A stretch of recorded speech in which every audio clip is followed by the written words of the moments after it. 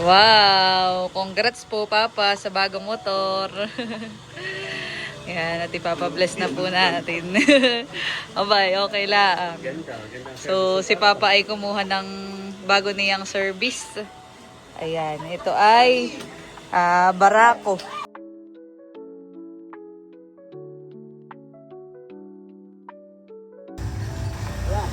Ingat, bye-bye. Nakaalis na po si Papa. Pabalik sa kanyang work.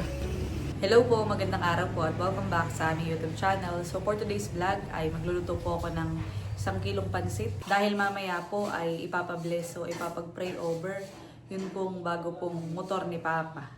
Ayan, si Papa po ay may bago pong motor. Ay kanya daw pong papabasbasan para kumbaga ay kahit papaano ay mabless yung kanya pong bagong sasakyan. At yun nga po, ako po ay magluluto ng pansit para mamaya ay may merienda after po ng pray over. Narito na po ako sa kusina at ihiwain ko na po itong sangkap ng lulutuing pansit.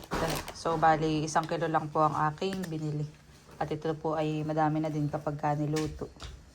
At nagayat ko na po lahat ng ingredients na gagamitin po sa pagluluto ng pansit. So mag-update na lang po ako kapag luto na ang pansit. Ayan, at luto na po ang pansit. Wow!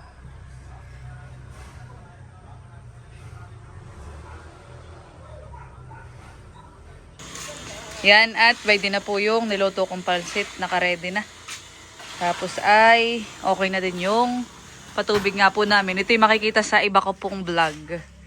Binukod ko po ng vlog siya. Sabay po ng pag-aayos. At si Papa nga po ay paluwas na. Ay tinapos po muna. Ayan. Wow! Ayan. At ito na po yung bago pong motor ni Papa. Ayan, medyo maputik lang po dito. At yun nga, nagawa ng tubig. Ako na po. Ubuhusan lang kaunti. Wow! Thank you, Lord.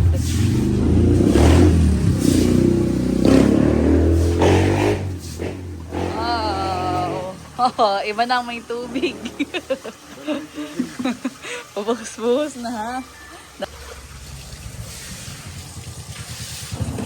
Wow. Wow. Congrats po, Papa, sa bagong motor. Yan, at ipapabless na po natin. Abay, okay lang. Ganda. So, si Papa ay kumuha ng bago niyang service. Ayan, ito ay Barako. Honey. Ganda. Kanyang service iyan. At sabi ni Papa ay gusto daw niyang makasadya. At gawa na ngayong isang motor namin ay kay Indong na iyon. Ganda. Ay ito po yung kinuha ni Papa. Ito'y pwede ding sidecaran soon, honey. Yun daw ang target dito ni Papa, kaya din siya ay kumuha ng bagong motor.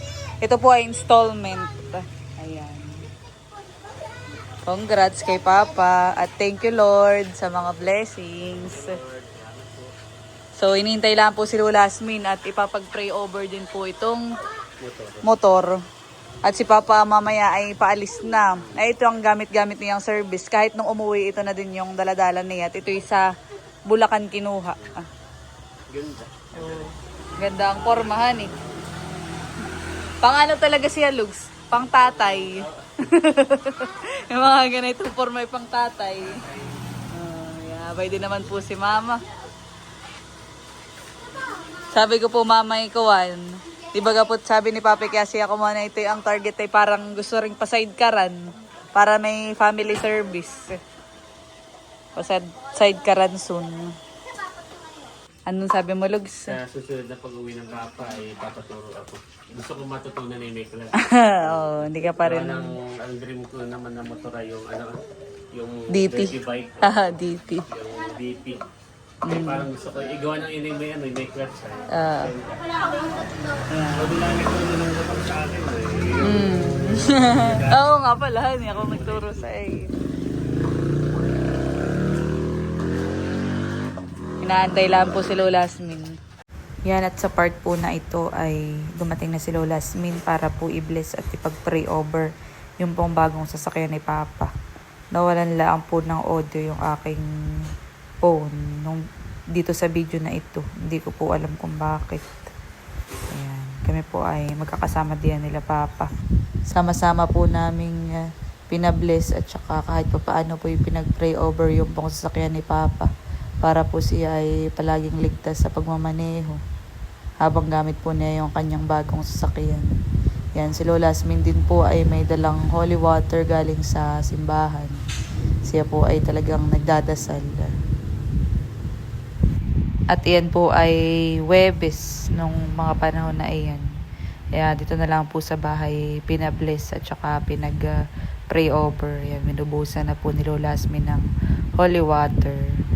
At thank you po Lord sa pagkakaloob kay Papa ng kanya pong bagong sasakyan.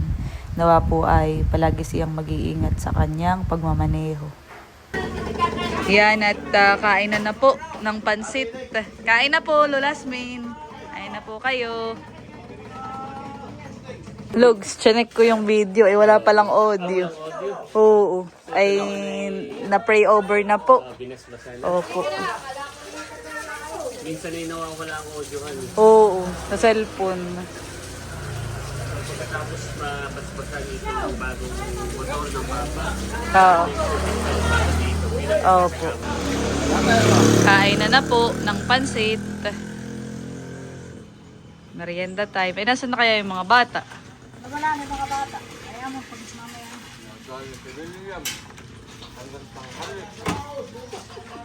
Logs, kuha na ng pansit. Yan, kainan po muna. So sila ate pala tsaka sila tita ay hindi na nakapunta kanina sa pagbabasbas ng motor ni Papa. Ay ating bibigyan na itong pansit tsaka sila tita. Yan, okay. Oh, umuulan pala sa labas. Oo nga. Ayoko nagpapayong na lang. Mabilis na akong nagtatabot sila. The next day.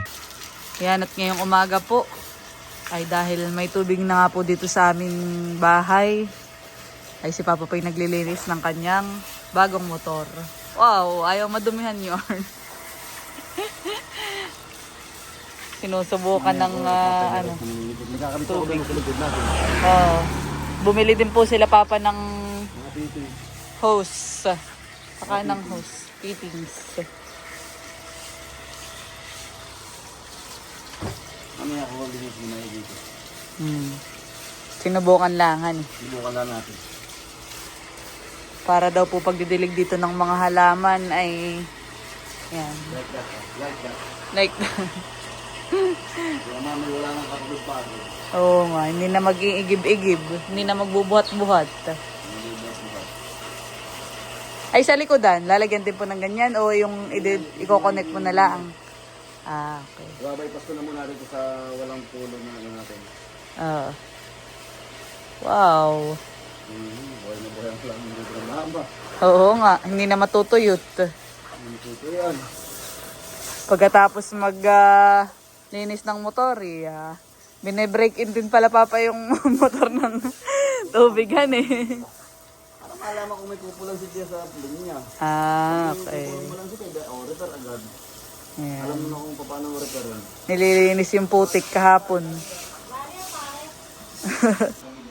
At ngayon po naman, ayan, by din na si Lugs, papasok na sa work. Ready na pumasok. Yes. So, papasok na ako.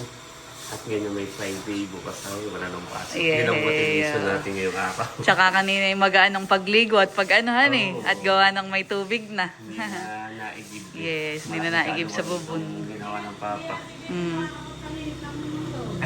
Dito na maglilinis. Huli, Oo, Lugs, kahit kata, pwede na din ditong maglinis.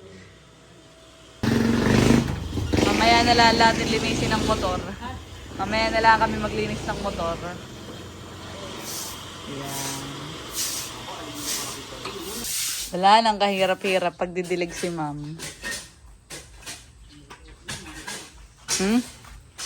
Taking ayusin yung mga halaman diyan sa may gilid. Ipon-ipon. Si Indong naman po ang naglilinis ng motor. Ayan, kasama ang kanyang kaibigan. At ito naman pong motor ni Papa ay tapos ng linisan kanina pa. Ayan. Nilinisan na po niya at gawa ng siya po ay pabalik na din po ngayon sa Bulacan sa kanya pong trabaho. Ay siya po ay nakamotor. Aba wow, na para bang biglang nagkaroon ng car wash area dito sa amin. Pardaliris po ang dalawa. Iyan at ngayon po ay si Papa ay naggagayak na. Dahil siya nga po ay paluwas na ulit pabalik sa trabaho. At siya po ngayon ay nakamotor. Ingat Papa pagdadrive, dahan-dahan lang. Wala naman yun eh. 5 oras lang ang amin sa Bulacan. Mula dito? Mm. Ah. Update ka na lang.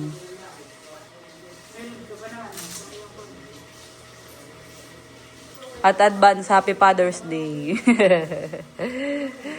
Father's Day nga. Siguro po itong vlog na ito ma-upload ko sa susunod pang araw. Kaya medyo baka magtaka yung iba. Ilagpas na ang Father's Day. Ngayon po ay June 19. Ayan. Bye-bye. Ingat, Papa. Chat-chat na lang. Update.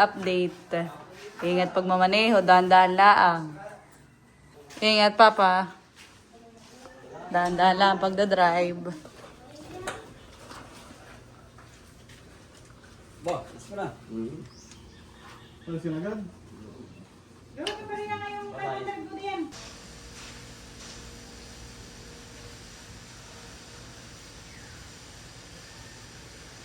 Oh, ay kainit na.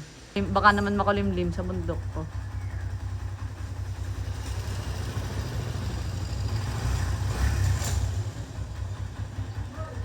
Ingat, Father. May load ka pa? May load ka pa, Papa? May load ka pa?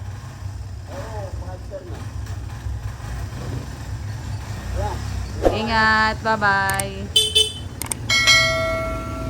Nakaalis na po si Papa. Pabalik sa kanyang work.